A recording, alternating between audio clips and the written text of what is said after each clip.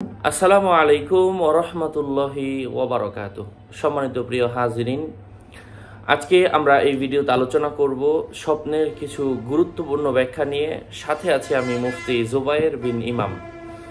আলোচনা বুঝতে সাথেই থাকবেন এবং আমাদের চ্যানেলটি যারা এখনও সাবস্ক্রাইব করেননি অবশ্যই সাবস্ক্রাইব করতে ভুলবেন না। স্বপ্নে যদি কয়েকটা ব্যাখ্যা এবং বিক্ষিপ্ত ব্যাখ্যা। স্বপ্নে কেউ যদি আঙ্গুরের রস দেখে, এর অর্থ সে চাকুরিজীবী হয়ে থাকলে চাকুরিতে প্রমোশন হওয়ার সম্ভাবনা, এবং যদি অন্য কোনো মানুষকে সে লাঞ্ছিত হতে দেখে সে নিজে তার জীবনে সুখ শান্তি পাবে। স্বপ্নে অপরকে আঘাত করতে দেখলে গুরুত্বপূর্ণ পদে অধিষ্ঠিত হওয়ার সম্ভাবনা রয়েছে। স্বর্ণ হাতে দেখলে জীবনে উন্নতি লাভ করবে। মাছ অধিক দেখলে বালা মুসিবত দূর হয়ে ধন সম্পদ সে লাভ করবে। অন্য কোনো মানুষকে সাহায্য করতে দেখলে সাংসারিক জীবনে মান মর্যাদা প্রাপ্ত হবে। অনেক পরিমাণে শস্য দেখলে খুন খারাপিতে জড়িত হওয়ার সম্ভাবনা রয়েছে। স্বপ্নে অনেক দাঁত দেখলে ভালো স্বাস্থ্য ও জীবনী শক্তি বৃদ্ধি পাওয়ার সম্ভাবনা রয়েছে। আকাশে অনেক তারা দেখলে সুখ শান্তি এবং ধনরত্ন লাভ করার সম্ভাবনা রয়েছে। অপরিচিত মাঠ দেখলে বিদেশে ভ্রমণের সম্ভাবনা রয়েছে। অপরিচিত শহর দেখলে বিদেশে যাবার কারণ দেখা দিবে। অন্যের হাতে স্বর্ণ দেখলে লোকে প্রশংসা করবে এবং কৃতিত্ব বৃদ্ধি হবে। অবিবাহিত কোনো স্ত্রী মানুষকে দেখার অর্থ হচ্ছে সহসাই সম্পদশালী হওয়ার সম্ভাবনা রয়েছে। অসময়ে কোনো স্থানে আজান হতে দেখার অর্থ হচ্ছে লোকের মাধ্যমে কষ্ট পাওয়ার সম্ভাবনা রয়েছে। যদি কেউ কারো থেকে আলাদা হতে দেখে, এর অর্থ হচ্ছে আর্থিক অভাব অনটনে পতিত হওয়ার সম্ভাবনা রয়েছে। স্বপ্নে কেউ যদি অনেক বেশি পরিমাণের জুস দেখে, আঙ্গুরের রস দেখে, দুশ্চিন্তায় পতিত হয়ে তার জীবন বিভীষিকাময় হয়ে যাওয়ার সম্ভাবনা। অস্থির অবস্থায় দৌড়ালে বিপদের হাতছানি হওয়ার সম্ভাবনা রয়েছে। অগ্রগতি কোনো কাজ না হলে সহসাই কোনো কাজ সমাধা হবে না। অধ্যয়নশীল অবস্থায় দেখলে ব্যক্তিত্বের আকর্ষণ বাড়বে। আত্মভিমানী ব্যক্তির সাক্ষাৎ পেলে কোনো কাজে বাধার সৃষ্টি হবে। অন্যের উপর নির্ভরশীল হলে যে সম্পদ হাতে আছে তাও নষ্ট হয়ে যাওয়ার সম্ভাবনা রয়েছে। যদি কেউ অন্যের উপর কোনো দোষারোপ করতে দেখে বিপদের পর সুখ শান্তি আসার সম্ভাবনা রয়েছে। স্বপ্নে যদি কেউ কাউকে অবহেলা করতে দেখে, এর অর্থ হচ্ছে তাহলে অহেতুক শত্রুতার সৃষ্টি হবে। নিজে কোনো অংশ থেকে বঞ্চিত হতে দেখা পারিবারিক কলহ সৃষ্টি হবে। অকাতারে দান করতে দেখলে সম্পদশালী ব্যক্তি হওয়ার সম্ভাবনা রয়েছে। যদি কেউ অখাদ্য জিনিস, মানে যেটা আসলে সচরাচর মানুষ খায় না, এমন কোনো খাবারকে সে নিজে খেতে দেখে, এমন কোনো খাবারকে সে নিজে খায়, তাহলে অতি কষ্টের সাথে তার দিন অতিবাহিত হবে। অঙ্গ যদি কেউ কাটা দেখে খুন খারাপিতে জড়িত হওয়ার সম্ভাবনা রয়েছে।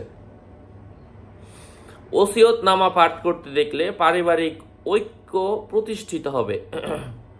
অতিথি গমন দেখলে সম্পদে বরকত হবে। অনুকরণ করা দেখলে ভালো হলে উন্নতি নতবা অবনতি হবে। যদি কেউ কোনো কাজের জন্য অনুশোচনা করতে দেখে, আফসোস করতে দেখে, তার মনের অবস্থার মধ্যে বিভিন্ন ধরনের পরিবর্তন ঘটবে। যদি কেউ কাউকে মারার অস্ত্র বানায় এবং এই অস্ত্র কেউ স্বপ্নে দেখে, এর অর্থ হচ্ছে শত্রু কর্তৃক আক্রান্ত হওয়ার সম্ভাবনা রয়েছে। কেউ যদি কারো উপর অপবাদ দিতে দেখে, এর অর্থ হচ্ছে উন্নতির পথে বাধা সৃষ্টি হওয়ার সম্ভাবনা রয়েছে। অপরূপ কোনো ধরনের নারী দেখার অর্থ হচ্ছে অসৎ কাজে উৎসাহী হওয়ার সম্ভাবনা রয়েছে। স্বপ্নে কেউ যদি গহীন বন দেখে, জঙ্গল দেখে, অরণ্য দেখে, এর অর্থ হচ্ছে অশান্তি সৃষ্টি হওয়ার সম্ভাবনা রয়েছে। কেউ যদি কারোর জন্য বদদোয়া করতে দেখে, এর অর্থ হচ্ছে এটার অর্থ অশান্তি সৃষ্টি হওয়ার সম্ভাবনা রয়েছে। যদি কেউ নিজেকে কোনো কাজের মধ্যে অমনোযোগী দেখে, অবহেলা করতে দেখে, এর অর্থ হচ্ছে লোক কর্তৃক নিন্দিত হওয়ার সম্ভাবনা রয়েছে। তন্দ্র অথবা চন্দ্র দেখলে সম্পদ হাতছাড়া হওয়ার সম্ভাবনা রয়েছে। আশা করছি আপনারা বুঝতে পেরেছেন। তো স্বপ্ন হচ্ছে এমন বিষয় যা নবুয়তের 46 ভাগের 1 ভাগ, যা হাদিসের মধ্যে এসেছে। এই জন্য স্বপ্ন দেখলে কারো কাছে বলতে হয় না। এই স্বপ্নগুলো আপনি কারো কাছে বলবেন না। কারো কাছে এই স্বপ্নের কথাগুলো না বলে নিজের মধ্যে রাখবেন। কারো কাছে বলার পর সে যদি কোনো ধরনের খারাপ ব্যাখ্যা করে, তাহলে কিন্তু খারাপটাই কার্যকর হয়ে যায়। এই জন্য স্বপ্নের ব্যাখ্যাগুলা কারো কাছে জিজ্ঞাসা করতে হয় না। তবে যদিও জিজ্ঞাসা কেউ করে, তবে সে যেন স্বপ্নের বিষয়ে অভিজ্ঞ হয়, সে যেন আলেম হয়, হ্যাঁ, সে স্বপ্নের মূলনীতিগুলা জানে। বই দেখে দেখে ব্যাখ্যা তো আর দিলেই হলো না, স্বপ্নের মূলনীতি জানতে হবে। আর স্বপ্নের ব্যাখ্যার বিষয়ে সবচেয়ে বেশি জানতেন হযরত ইউসুফ আলাইহিস সালাতু ওয়াস সালাম, ইউসুফ নবী। তারপরে সাহাবীদের মধ্যে আব্দুল্লাহ ইবনে আব্বাস রাদিয়াল্লাহু তাআলা আনহু রাইসুল মুফাসসিরিন ছিলেন, তিনিও মাঝে মাঝে ব্যাখ্যা দিতেন। আয়েশা রাদিয়াল্লাহু তাআলা আনহা ব্যাখ্যা দিতেন। আল্লাহ রাসূল সাল্লাল্লাহু আলাইহি ওয়াসাল্লাম তিনি নিজেও বিভিন্ন কেউ জিজ্ঞাসা করলে বলতেন। সম্মানিত প্রিয় উপস্থিতি, এই জন্য এই বিষয়গুলো আমরা খুবই মনোযোগ দিয়ে শুনবো এবং এগুলা চিন্তা করব। শুধু শুধু এগুলা খেলতামাশার বিষয় নয়। অনেকেই যা দেখে খায় ঘুমায়। স্বপ্ন আসলে মানুষ 3 ধরনের দেখে, 3 ভাবে দেখে।